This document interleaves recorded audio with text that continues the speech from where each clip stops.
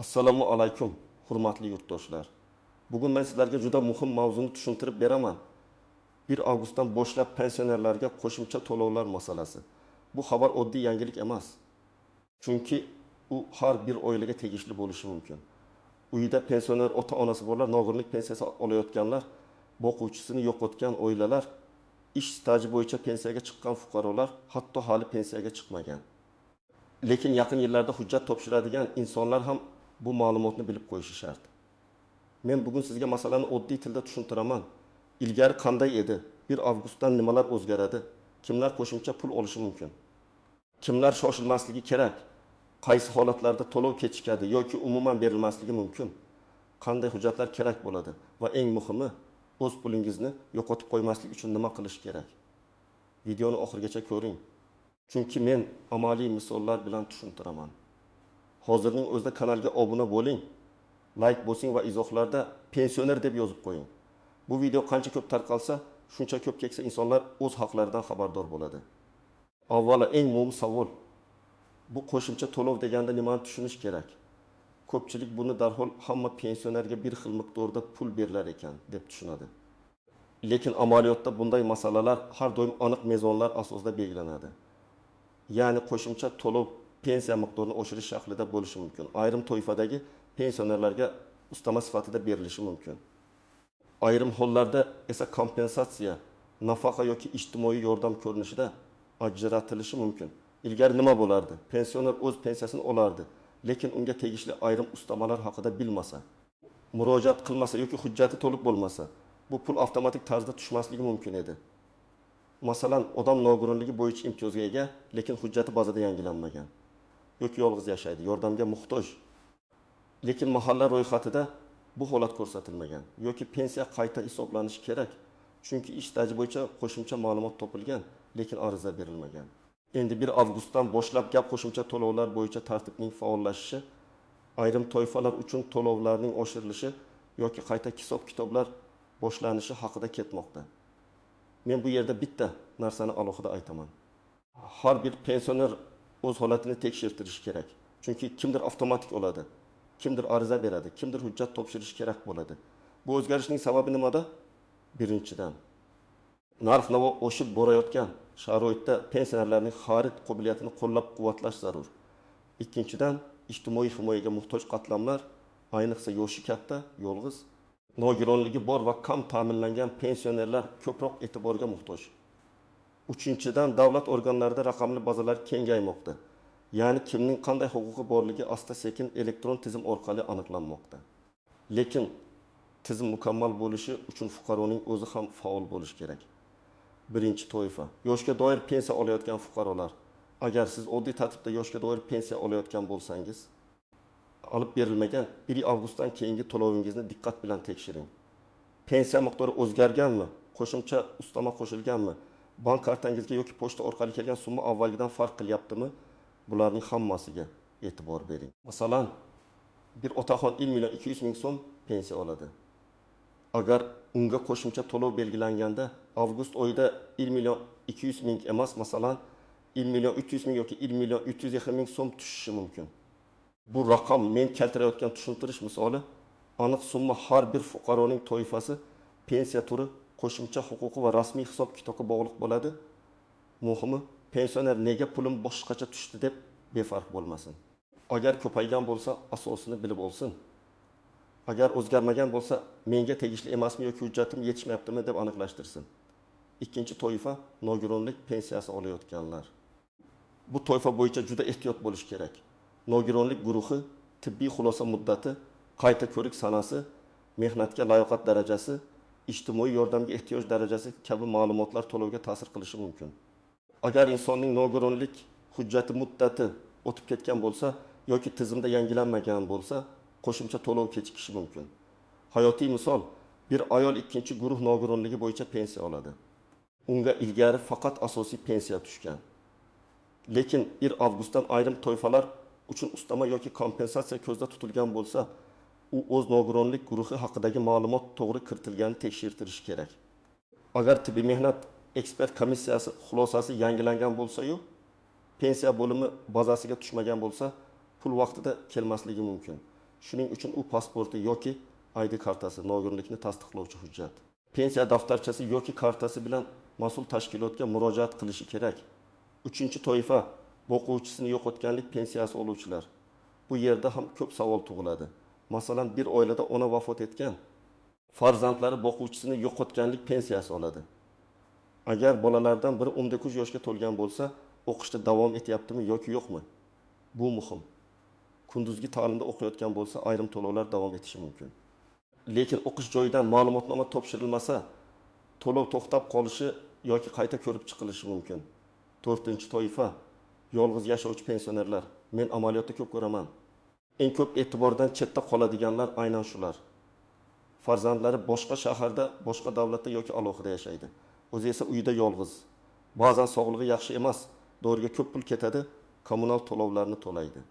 Bunday fuqarolar uchun ijtimoiy yordam, mahalla orqali ro'yxatga olish, qo'shimcha kompensatsiya yoki boshqa yordam mexanizmlari bo'lishi mumkin. Lekin buning uchun holat rasmiy qayd etilishi kerak. Ya'ni mahalla sizni haqiqatda yolg'iz va yordamga muhtoj pensioner sifatida bilishi, tegishli dalolatnoma yoki ma'lumot kiritilishi kerak. 5-toifa ishlayotgan pensionerlar. Bu juda muhim nuqta.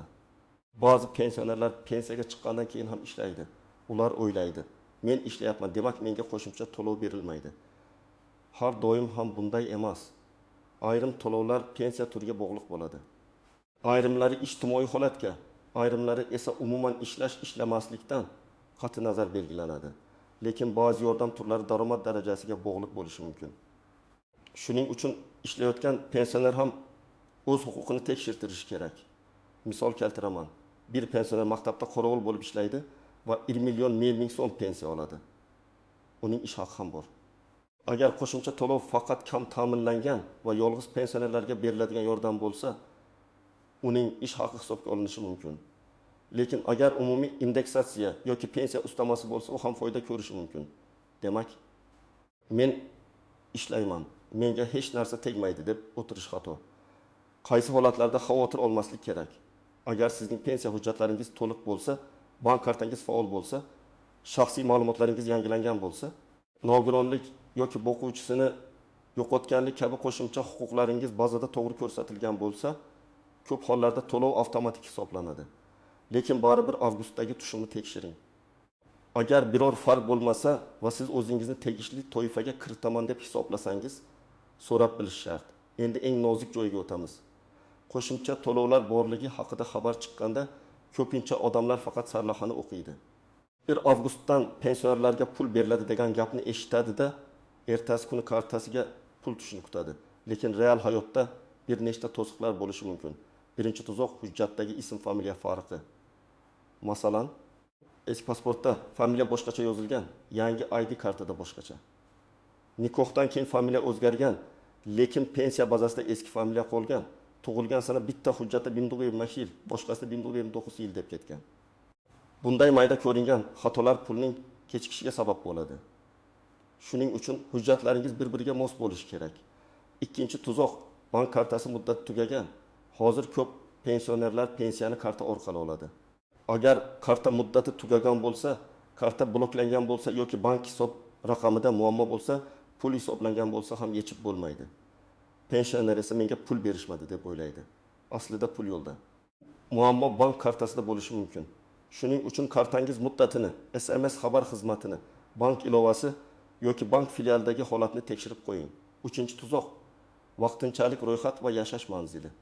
Ba'zi pensionerlar bir viloyatda ro'yxatda turadi, lekin boshqa joyda yashaydi.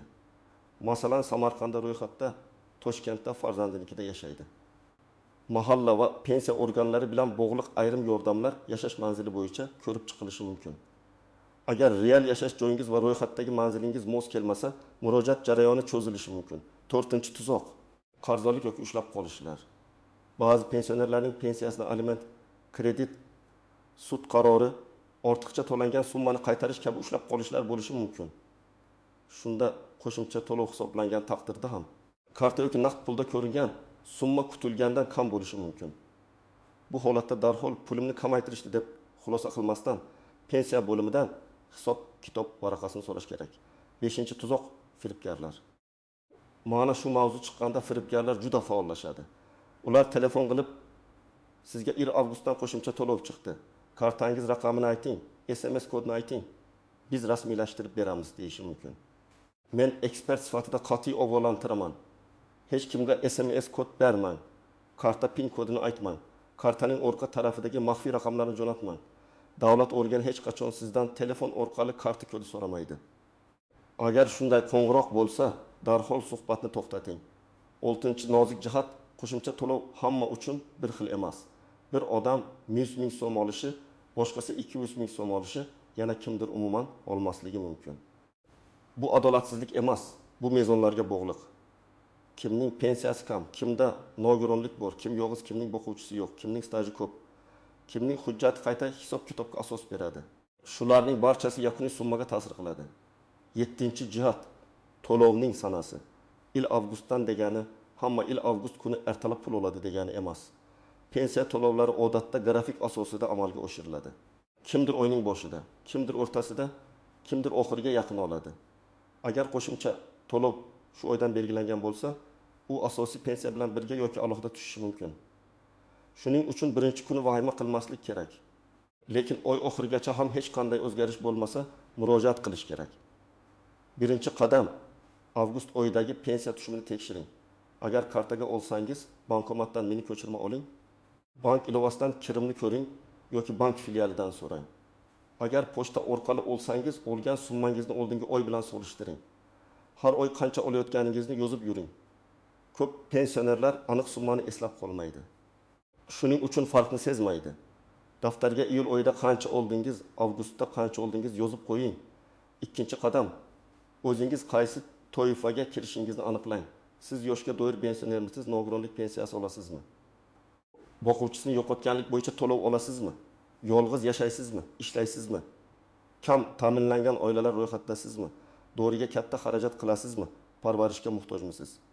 Bu savollarga javob tayyor bo'lsa, murojaat qilganda sizga aniqroq yordam berishadi. 3-qadam, hujjatlarni tayyorlang. Eng kamida ID karta yoki pasport kerak bo'ladi. Pensiya guvohnomasi yoki pensiya daftarchasi bo'lsa, uni ham oling. Bank kartangiz yoki hisob raqamingiz haqidagi ma'lumot kerak bo'lishi mumkin. Nogironlik bo'lsa, tibbiy xulosa yoki nogironlik ma'lumotnomasi.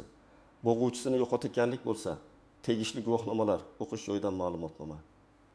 Yolg'iz yashash holati bo'lsa, mahalla ma'lumotnomasi yoki dalolatnomasi kerak bo'lishi mumkin. Agar pensiya qayta hisoblanishi kerak deb o'ylasangiz, mehnat daftarchasi, arxiv ma'lumotnomalari, ish stajini tasdiqlovchi hujjatlarni yig'ing. 4-qadam, pensiya jamg'armasi bo'limiga yoki tegishli ijtimoiy himoya organiga murojaat qiling. Murojaat qilganda shunchaki menga pul tushmadi demang, aniq yozing.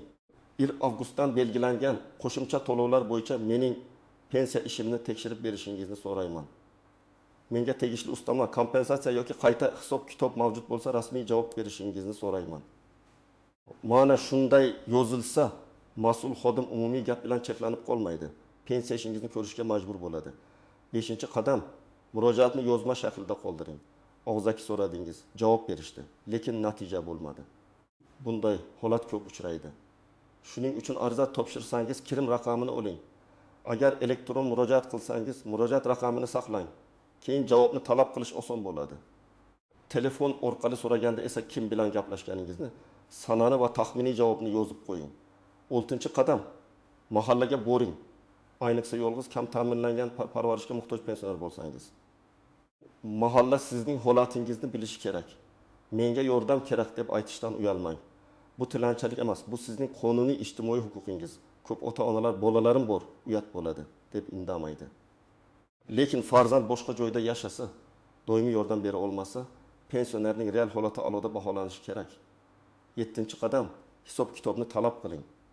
Agar pensiyangiz ko'paygan yoki kamaygan bo'lsa, nima uchun degan savolga javob olishga haqqingiz bor. Pensiya bo'limidan pensiya miqdori qanday shakllanganini, qaysi ustamalar qo'shilganini, qaysi ushlab qolishlar borligini tushuntirib berishni so'rang. Raqamlarni bilgan odam aldab ketilmaydi. 8-qadam, firibgarlardan ehtiyot bo'ling. Qo'shimcha to'lovni rasmiylashtirib beraman degan notanish odamga pul bermang. Navbatsiz qilib beraman. Ichkarida tanishim bor. Kartangizga tushirib beraman degan gaplarga ishonmang. Rasmiy to'lovlar rasmiy tartibda belgilanadi. Agar kimdir sizdan oldindan xizmat haqi so'rasa, bu katta xavf belgisi. 9-qadam. Qarindoshlar pensioner ota-onasiga yordam bersin. Men farzandlarga alohida murojaat qilaman. Ota-onangiz internetni tushunmasligi mumkin. Bank kartasini tekshira olmasligi mumkin. Ariza yoza olmasligi mumkin. Siz bir soat vaqt ajrating. Ularning hujjatini ko'ring. Pensiya tushumini solishtiring. Kerak bo'lsa birga mahallaga yoki pensiya bo'limiga boring. Ba'zan pensioner o'z haqini bilmagan uchun yillar davomida kamroq pul olib yuradi. 10-qadam. Rasmiy manbalarni kuzating. Har xil Telegram kanallar, mish-mishlar, sarlavhalar odamni chalg'itadi. Eng to'g'ri ma'lumotni rasmiy davlat organlari, pensiya jamg'armasi, ijtimoiy himoya organlari, mahalla va bank orqali tekshiring. Agar yangilik haqiqatan ham sizga tegishli bo'lsa, rasmiy tartibda izohi bo'ladi. Yana bir muhim maslahat, agar sizga tegishli emas deysa, sababini so'rang. Qaysi band asosida tegishli emas, qaysi hujjat yetishmayapti, qanday shart bajarilmagan, qachon qayta murojaat qilish mumkin? Mana shu savollarga javob olsangiz, keyingi harakatingiz aniq bo'ladi. Masalan, sizga mahalla ma'lumotnomasi kerak deyishsa, demak mahallaga borasiz. Nogironlik xulosasi yangilanmagan deyishsa, tibbiy ko'rik masalasini hal qilasiz. Bank hisobingiz faol emas deyishsa, bankka borasiz. Tasavvur qiling, birinchi holat. 72 yoshli onaxon yolg'iz yashaydi. Pensiyasi 1.070.000 so'm. Dorilarga oyiga 300.000 so'm ketadi. Kommunal to'lov, oziq-ovqat, transport ham bor. U qo'shimcha to'lovlar haqida eshitdi, lekin menga baribir bermaydi deb o'yladi. Agar u mahallaga borib, yolg'iz yashashi, moddiy ahvoli, sog'lig'i haqida ma'lumot bersa, uning holati ijtimoiy yordamga asos bo'lishi mumkin. Demak, bitta murojaat uning oylik daromadini oshirishi yoki qo'shimcha yordam olishiga sabab bo'ladi. Ikkinchi holat. 16 yoshli otaxon pensiyaga chiqqan, lekin eski ish joyidagi 5 yillik staji hujjati kirmagan. U 10 yildan beri shu pensiyani olib yuribdi. Arxidan ma'lumot topsa va pensiya qayta hisoblab chiqilsa, nafaqat kelgusidagi pensiyasi oshishi, balki ayrim holatlarda farq bo'yicha to'lov masalasi ham ko'rib chiqilishi mumkin. Shuning uchun qo'shimcha to'lov yangiligidan foydalanib, pensiya ishingizni to'liq tekshirtirish foydali. 3-holat. Nogironligi bor pensionerning kartasiga pul tushmadi. U vahima qildi. Keyin ma'lum bo'ldi, bank kartasining muddati tugagan, pensiya esa hisoblangan. Bu yerda davlat organida muammo yo'q, bank kartasini yangilash kerak. Demak, har doim avval sababni aniqlaymiz. 4-holat. O'quvchisini yo'qotganlik pensiyasi olayotgan talaba o'qish joyidan ma'lumotnoma topshirmagan. Tizimda uning o'qiyotgani tasdiqlanmagan. Natijada to'lov kechikkan. Bitta ma'lumotnoma vaqtida topshirilganda muammo bo'lmas edi. Demak, hujjat muddati va yangilanishini doim nazorat qilish kerak. Hurmatli tomoshabinlar, 2 avgustdan pensionerlarga qo'shimcha to'lovlar masalasi juda muhim. Eng asosiy xulosa shuki, hamma bir xil pul oladi deb kutmaslik kerak. Lekin har bir pensioner o'z huquqini tekshirtirishi shart. Kimdir avtomatik oladi, kimdir ariza beradi, kimdir hujjat yangilaydi, kimdir bank kartasidagi muammoni hal qiladi. Bugun men sizga oddiy, lekin juda zarur yo'lni aytdim. Pensiya tushumini tekshiring, to'yfangizni aniqlang, hujjatlaringizni tayyorlang, yozma murojaat qiling. Mahalla va pensiya organlari bilan bog'laning, firibgarlardan ehtiyot bo'ling. Eng muhimi, pensioner ota-onangizni yolg'iz qoldirmang. Agar sizning oilangizda pensioner bo'lsa, bu videoni ularga yuboring. Izohlarda yozing. Sizning hududingizda avgust oyida pensiya miqdorida o'zgarish bo'ldimi yoki yo'qmi? Kimga qo'shimcha to'lov tushdi? Kimda hali tushmadi? Tajribangiz boshqa odamlarga yordam beradi. Videoga like bosing, kanalga obuna bo'ling va qo'ng'iroqcha belgisini yoqib qo'ying. Men bundan keyin ham pensiya, nafaqa, ijtimoiy yordam va fuqarolarning qonuniy huquqlari bo'yicha eng muhim ma'lumotlarni oddiy tilda tushuntirib boraman. O'g'artirib aytaman. O'z haqini bilgan odam yutqazmaydi.